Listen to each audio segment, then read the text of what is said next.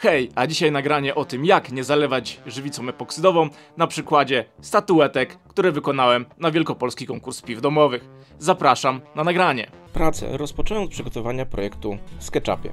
Odrysowałem logo kursu, tak żebym potem mógł je wykorzystać do wycięcia na moim domowym CNC. Na szlifierce takiej stołowej, oscylacyjnej. Doszlifowałem wszystkie krawędzie, usunąłem wszystkie tam miejsca, które trochę były przypalone. Zaokrągliłem wszystkie krawędzie, tak żeby to wyglądało właśnie w ten sposób. Takie 3 perki mi powstały.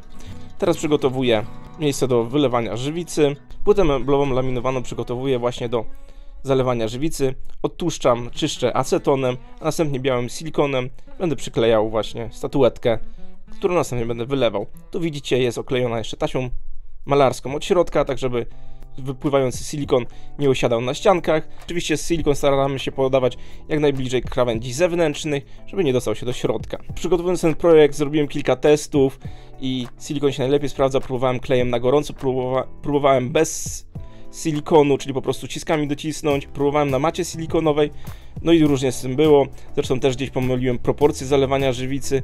No trochę musiałem pokombinować. Był to mój pierwszy projekt z zalewaniem żywicą takich gabarytów, no bo to jest prawie 2 cm, było trzeba wylać tkami stolarskimi. Dociskam to mocno z każdej strony, tak żeby równomiernie było to przyklejone, odseparowane właśnie od zewnątrz silikonem i zostawię tak, myślę, że na dobę, no po prostu robiłem to wieczorem, następnego dnia pewnie przyjdę, sprawdzę, czy silikon wysechł i będę działał dalej.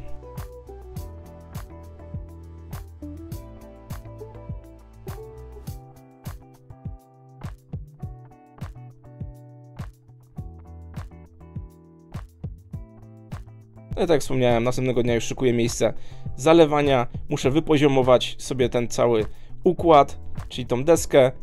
Mam tutaj poziomnicę. Chodzi o to, żeby po prostu równomiernie ta żywica tam była rozlana. Nalejemy po sam rancik, żeby było jak najmniej potem szlifowania. No i z drugiej strony też nie chcemy, żeby się rozlało po całym drewnie, no bo będzie dużo więcej roboty i szlifowania. Tak jak widzieliście, w środku jest ta taśma malarska, właśnie ma zabezpieczyć przed tym, bo teraz będę podawał środek taki w sprayu rozdzielający, równomiernie rozpylam na płytę, tak żeby stworzyć taki film, którym potem ułatwi oderwanie tej całej perki od płyty.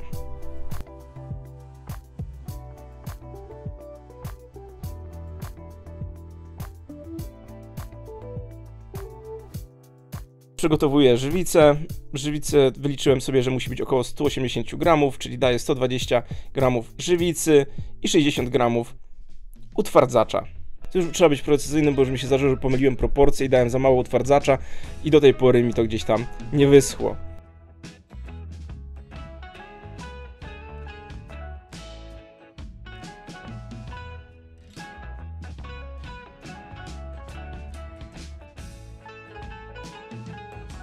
Następnie też dodaję, tak myślę, że około 10-12 kropel żółtego barwnika, no żeby to miało taki charakter piwa, powiedzmy.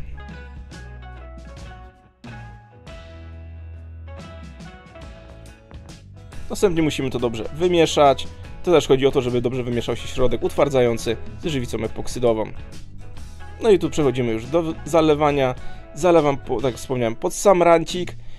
Potem chwilę odczekam, myślę, że z 10-15 minut, bo ta żywica trochę się wsiąknie w drewno, pewnie trochę się rozleje pod spodem, więc jeszcze tam lekką dolewkę za chwilę zrobię. Tutaj fajnie można zobaczyć, jak pęcherzyki powietrza się ładnie rozchodzą. Ja tutaj tego niespecjalnie nie podgrzewałem, żeby usunąć te pęcherzyki powietrza ani palnikiem, ani opalarką. Chciałem, żeby tak trochę tych pęcherzyków jednak w środku zostało, żeby był taki efekt napoju gazowanego. Staram się oderwać, trochę się z tym męczyłem, nie chciałem na pałę tego mocno odrywać, tylko z każdej strony chciałem lekko podważyć, bo już mi się tak zdarzyło na próbach, że za mocno po prostu z jednej strony odrywałem i w połowie mi to po prostu pękło, więc tutaj też trzeba uważać przy tym. A no i też w ogóle schnięcie tej żywicy, ja sobie dawałem na to 3-4 dni nawet, bo zauważyłem, że po jednym, tak jak producent podaje, po jednym, po 2 dniach ta żywica jeszcze dobrze nie wyschła i gdzieś też miałem z tym problem, mi się przykleiło to wszystko i nie chciało w ogóle odejść i się zaczęło ciągnąć jak glut. Ładnie to odeszło, można powiedzieć, że sukces i będzie mało szlifowania, bo w sumie wyszło bardzo prosto. Szlifowałem potem całość zaczynając od 80 przez 120, 150, 180 i na końcu szlifierką o mniejszym skoku 240 chyba papier, tak żeby to było ładnie wypolerowane. No tam taki pył, który został po szlifowaniu, nie do końca on się ściąga, ale tu wypolerowałem to tam z użyciem acetonu i bardzo ładnie to się wyczyściło.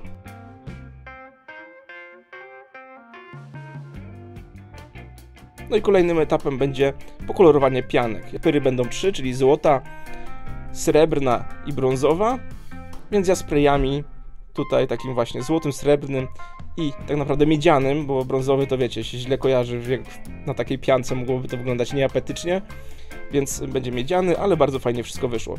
Ja tu nałożyłem bardzo dużo warstw, myślę, że 3 albo 4, bo chciałem uzyskać efekt takiego wylanego złota, takiej struktury, właśnie żeby nie było widać tego drewna, tylko elementy te drewniane, sosnowe postanowiłem opalić, tak żeby dodać takiego unikalnego koloru, żeby to nie było takie blade. Możecie zobaczyć, jak wygląda efekt po nałożeniu farby w sprayu. Złotą i srebrną pyrę opaliłem przed kolorowaniem. Po oderwaniu tej taśmy poprawiłem patyczkiem higienicznym i acetonem.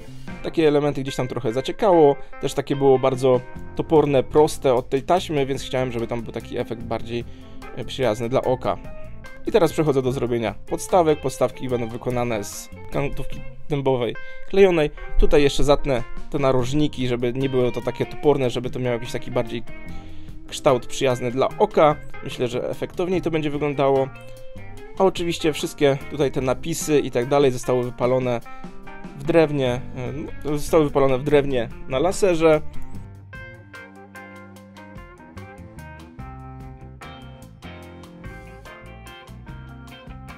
Ten laser się też dosyć dobrze sprawuje, już go mam kilka lat i nie takie projekty już nim ogarniałem.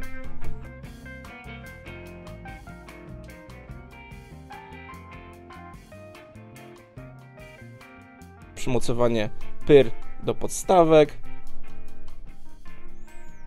Pyry już zostały wstępnie zaolejowane, jak widać ładnie to wygląda. Kołeczek 8, nawiercamy podstawkę, nawiercamy pyrę, no i następnie będziemy przyklejać. Ale zanim jeszcze przykleję, to stwierdziłem, że najpierw zamocuję nóżki, takie gumowe na wkręty, 4 do każdego. Myślę, że to będzie jeszcze fajniej wyglądało, że nie będzie tak płasko stało na blacie, tylko po prostu będzie to delikatnie podniesione, więc myślę, że fajnie to będzie się eksponować.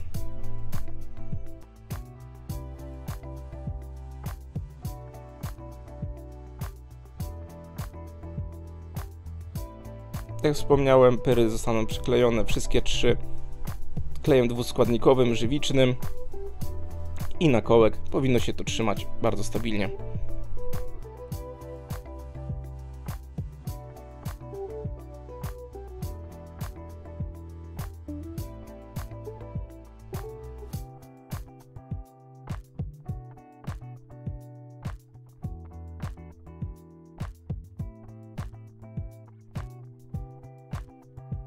Oczywiście całość została zabezpieczona, wykończona olejowoskiem.